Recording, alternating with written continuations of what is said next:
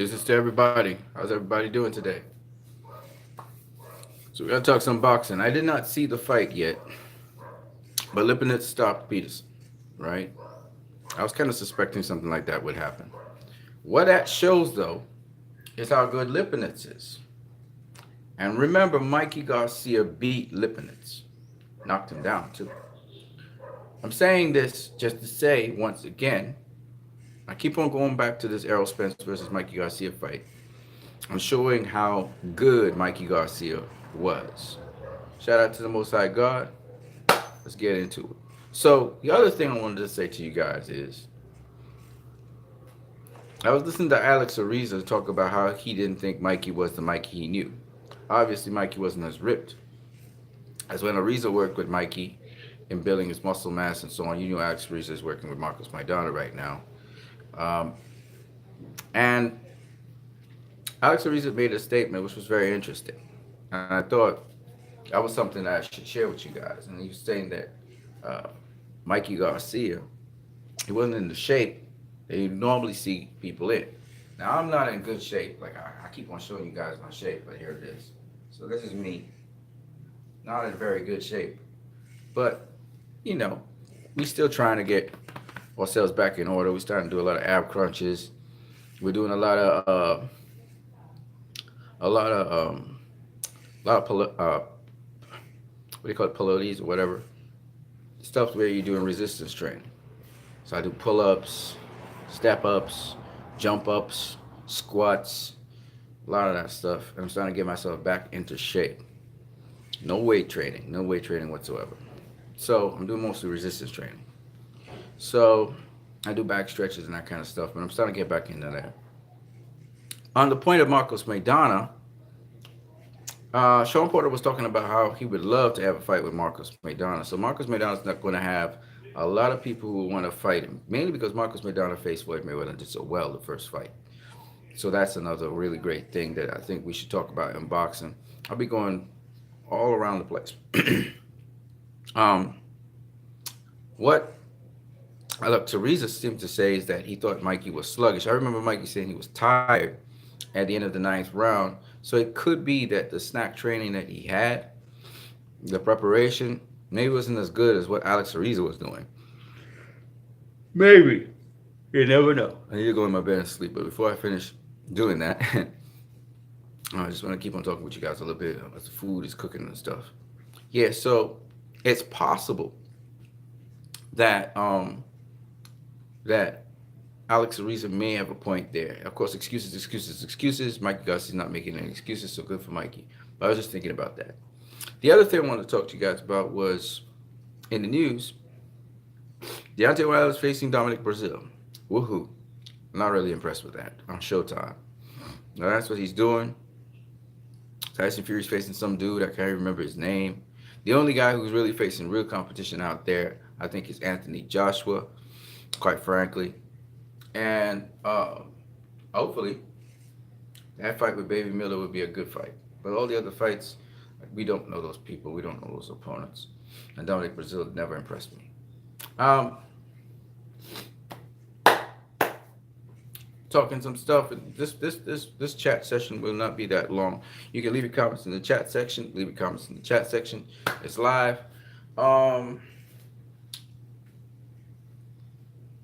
Couple more things I want to talk about in boxing before I get on my way, start my day, keep it moving. Buddy McGirt is back in the news, talking about Floyd Mayweather versus Sugar Ray Leonard and saying that he thinks Sugar Ray Leonard would beat Floyd Mayweather, Roberto Duran would beat Floyd Mayweather. I'm like, why, man? Why are you saying these things, Buddy McGirt? Why? Are you a hater or something on the down low? I mean, come on, dude. Come on, dude. Of all people, Buddy McGirt should know boxing evolves. You know? I listen to some of these guys say some really stupid things. Like Sugar Ray Leonard would beat Floyd. Sugar Ray Leonard's brother-in-law thinks Floyd would beat his ass. Far less for many other people who think Floyd would beat Sugar Ray Leonard. And the reason why Floyd would beat Sugar Ray Leonard is it's not rocket science. Leonard's hittable. He gets hit. Floyd does not get hit. He doesn't get hit. How are you gonna hit something that you can't hit? Leonard would look stupid. And Floyd would pot shotting him all day. Not from the outside, on the inside, because Leonard had the longer reach. So Floyd had to get to him. All right? I mean, come on, this ain't rocket science, folks. Just because Leonard be doing these 1 2 1 2 1 2 1 2 1 2 1 2 1 2 1 2. You saw him just recently on the back. That's left, right, left, right, left, right, left, right, left, right, left, right, left, right. He don't even mix it up. You know, if you're gonna fight, right, you mix it up with feints and stuff. You're gonna throw a combination. Uh, uh, uh, uh, uh, uh, uh, uh. You know what I'm saying? You throw different things, man. Throw different things. He just blah, blah, blah, blah, blah, blah, blah, blah, blah, blah, blah, blah, blah. But everybody put Leonard on this big plateau. Woo! He fought a light heavyweight and he beat him at a catchweight. He dropped Leonard. Leonard got back up and stopped him because he was weight deprived. You know what I'm saying? Oh, he beat Marvin Hagler. That's disputable. Right? Who left sore from that fight? Not Hagler. Leonard did. Right? Oh, man, he beat Thomas Hearns. Okay. I'll give you he beat Thomas Hearns. But Hearns had a chinny problem. You touch that chin, Hearns goes to sleep or he gets punch drunk. He was the feared Amir Khan before Amir Khan was there. I'm just saying. He built his reputation on the Four Kings. Nothing else. He beat Benavidez. Not Benavidez, what's the stupidest episode? Benitez. Benitez was a great defensive fighter. No, he wasn't, really. But he was hyped up like that. We could argue that Benitez didn't even win against Carlos Palomino. We could argue that. That was a close fight. But it was in Puerto Rico.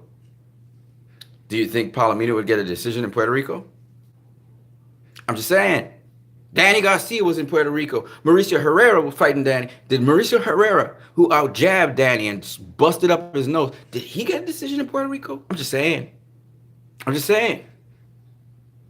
But Benitez is the best thing since sliced bread, yet Davey Moore stops him in 2 rounds. But he's a great defensive fighter, greater than Floyd. Just saying. I'm just saying. See, if you know your boxing history, you guys like Buddy McGirt and these guys, they're not gonna pull the wool over your eye. A lot of people out here don't know shit about boxing. They don't know boxing. They don't know their boxing history. When I start talking about boxing now, I start saying things. Now they gotta go do their homework and see what I'm talking about. I'm just saying. Roberto Duran was a great fighter. He got up from lightweight and fought all the way up and fought the middleweight champion of the world, you know, and beat him. Mr. Barkley. Be like Iron Barkley. I'm like, yeah, he beat Iron Barkley. I give you that. But Barkley wasn't really known as no great boxer. You know, everybody knew he wasn't. You know, Tommy Hearns, he knocked out Tommy Hearns once. And that's about it. He never knocked him out again. You know what I'm saying? But he wasn't known as a great boxer. He was underrated boxer, but he wasn't known as a great boxer. Just saying. Because when that British Joker, black British Joker, got no punching power outbox Roberto Duran. When those guys start beating Roberto Duran, William Joppy and these dudes. In fact, William Joppy stopped his ass. When these guys are outboxing you, after a while, you got to wonder what's going on, right? All right. So I'm just saying. I can't even remember the guy's name. So Roberto Duran he accomplished a lot in boxing. They say he had a great defense. If he had great defense, how is he getting outpointed by guys who can't even punch? Not to mention the guys at lightweight who we could argue beat his ass. I don't want to even talk about that. Esteban Ace is always catching him with the left hook. He always getting caught with the left hook. Duran always getting caught with the left hook. You can drop him with the left hook. But he's a great defensive fighter, right? Whatever. I'm just saying. I'm just saying. All right? Just saying. So when I hear guys like Buddy McGirt and these guys keep on trying to propagate the same bullshit over and over again, the mythos of a fighter, I laugh.